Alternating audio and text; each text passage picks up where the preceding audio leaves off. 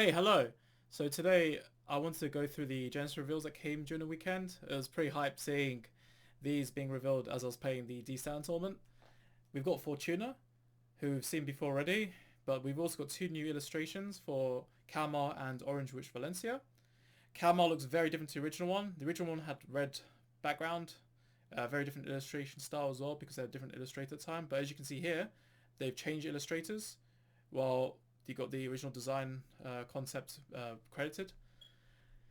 Now, not only did they show us the artworks, but they've also provided descriptions to explain what kind of skills they might have. They're not full-on card reveals, they're just hints. Orange Witch and Kalmar, they both sound very similar to the original. So, two cards that work well with Genesis who make heavy use of Soul Blast. There is Valencia, who has a skill that builds soul when Soul Blasted. Kalmar is an attacker who can call herself when you Soul Blast her during your turn. They sound very identical to the original versions. So Orange Witch Valencia, her skill is when put into a drop zone from your soul, if you have a Genesis Vanguard, you may Soul Charge 2. And Kalmar is basically Can Blast 1. When this card is put into your drop zone from your soul, if you have a Genesis Vanguard, you may pay a cost. If you do, call this card to Rearguard Circle. So the question is, what will make these versions different to the original?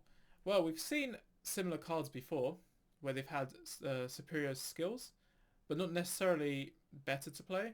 Take, for example, Dimension Creeper, who is an act skill from the soul. You can put it to drop zone. If you have a Dark Regular Vanguard, you can Soul Charge 2. The V-Series version is pretty much a stronger version of that, but the cost is heavier, so you have to Counter Blast 1 and you return to bottom of your deck to Soul Charge 3. And because of the cost, people have decided at large not to play the new version. So it's not necessarily going to be like a power creep. They're going to maybe cost it. Maybe like Dimension Creeper, they might slap a Counter Blast 1 cost and just give it a stronger skill.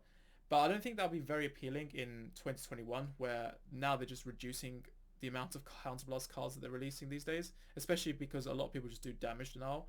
And you may notice as well with the new heal triggers that they revealed, I think they really don't want people damage denying in this game, so I think they'll try to avoid that. So another theory is that Orange Witch could end up having a selective soul charge, which could help differentiate it from the original while also following that description. And what better card to soul charge than Goddess of Sound Sleep Taro? So imagine if you could just soul charge Taro from your deck. We've not had any cards like that before, except for Persephone, who is an on-ride, where you can basically target a card that you've already got on your field. This is back from the Limbrick era, this card, by the way. It was from Fighter's Collection. So you get to clone up to 3 copies of the card that you've targeted on your field from your deck into your soul. So if you were to call Taro before riding Persephone as your grade 3, you could basically soul charge up to 3 more Taros from your deck.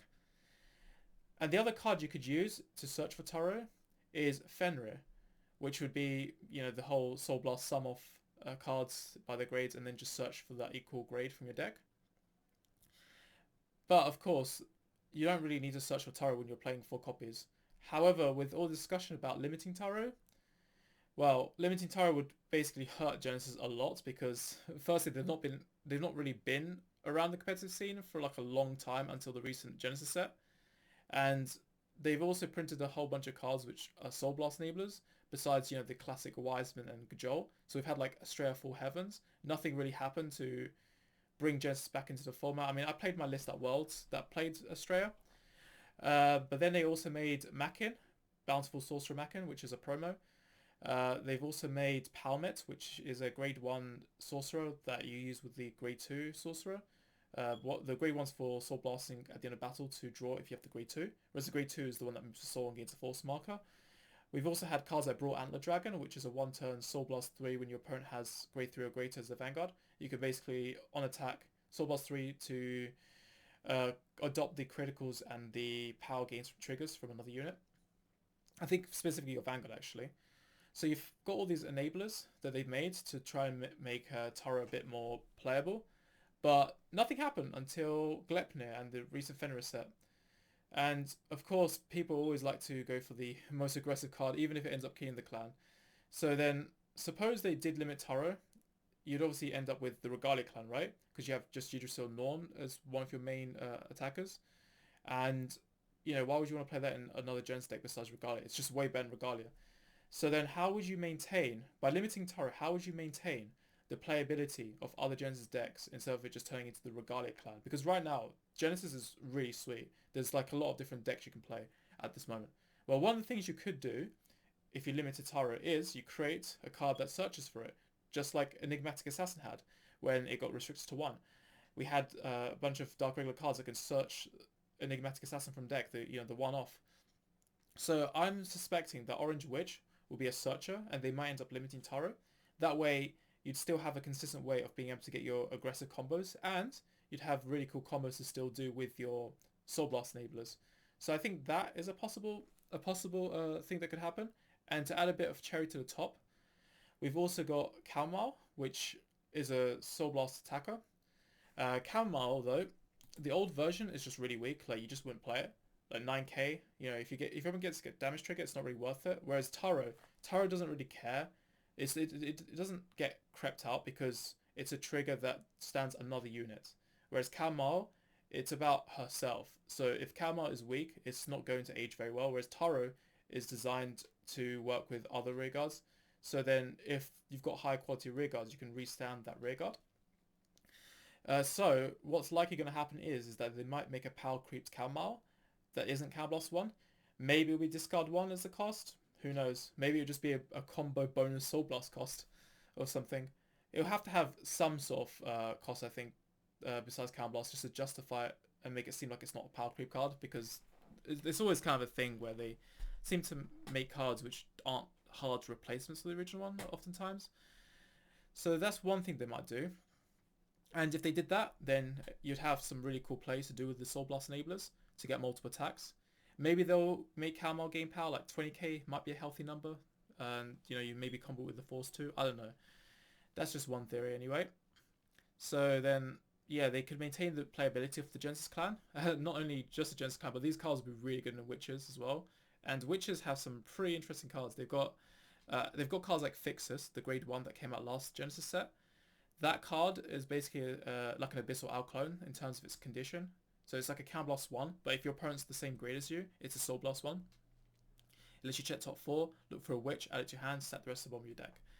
And you've also got the Shiroma, which is a Witch critical trigger, which you can basically use as a mulligan. It shuffles itself back to your deck. If you have Witch Vanguard, you can draw a card, and then you check top 3, Soul Charge 1, put 2 drops. So you can see the drop zone bit. That was obviously designed for the Legion Witches back in the day. So you've got a crit trigger that's so much. So just imagine playing these cards and playing Shiroma.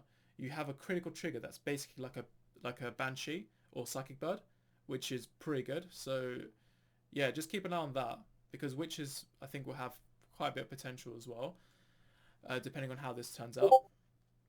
So yeah, I'm pretty excited to see this, and I think I can get behind Taro being limited if they actually design these cards that way, because it looks to me like the reason they chose Orange or Kama could have some sort of relation to an upcoming restriction list, as a theory, if they actually have already been thinking about doing this.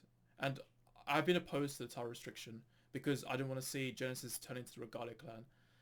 So I could probably get behind that restriction if they make these alternatives that can be offered to non-Regalia decks to differentiate from Regalia. And these cards would even work with Regalia anyway, because Minerva is pretty xenophobic with her Soul Blast cost. And then you've got cards like, you need to play your Norns, which is taking up some grade 2 slots. And you want to play some more Regalias. And Angelica herself isn't even a Soul Blast card. It's a Quick Gauge card. So they've tried to avoid interaction with Soul Blast enablers anyway. So I think that would be pretty cool. Another thing we have is Fortuna. So Fortuna, by paying Soul Blast, you can see your fate. Of course, you can guarantee trigger during drive check, but also damage check. Further effects will activate when the trigger is revealed for damage check. So we all like the classic Fortuna. It was a lot of fun until Minerva came out, and then when Minerva came out, well, we stopped really caring about all the older bosses like Himiko, Fortuna, Iwanagahime, Artemis. It just became Minerva onwards from there, who kind of aged pretty well actually, but no one really plays it anymore these days. I think the damage check skill that it might potentially have would be interesting, because if it's an auto, like say for example Gurgwet, then that makes it quite a good card for premium, because then you can stride while having a defensive play, which is going to be interesting. So it's not just going to be, let's all just play Fenrir or Regalia. So yeah, they're trying to, I think, make Fortuna a solid choice as well. Have a bit more diversity as well in the clan, which we already have actually. We've got quite a good amount of Genesis diversity at the moment, which I think right now it's sort of a peak moment in Genesis clan history because we've got different choices. It's not one deck being better than the others like what usually happens. Like way better as in. I think the power level between different Genesis builds is very close to each other. And yeah, Fortuna also has that really spicy drive check skill apparently. So looking forward to continuation of that. Maybe we'll see some interaction with Marduk. Remember, Marduk inherits the critical triggers of the Vanguard, so if you went from Fortuna into Marduk, it might be the case that there will be a combo like that. So let me know what you think of these Genesis reveals in the comments below, or what kind of card skills you're looking forward to seeing, which ones you hope to see on your particular clan. And then I hope you look forward to the Oracle coverage that I'll do when they reveal the Oracle cards. I'll be looking forward to talking about that and speculating on the hints that they give for that one as well. And of course when they reveal the actual cards, which I don't think will be done for quite some time actually, because I think there's still quite a few products to go through, and this is all the way into September in Japan, so for the release date as in. So yeah, I'm looking forward to talk about this more. I'm pretty excited as a Genesis Oracle fan, so yeah, really good time for Vanguard. So anyway, see you guys around. Goodbye.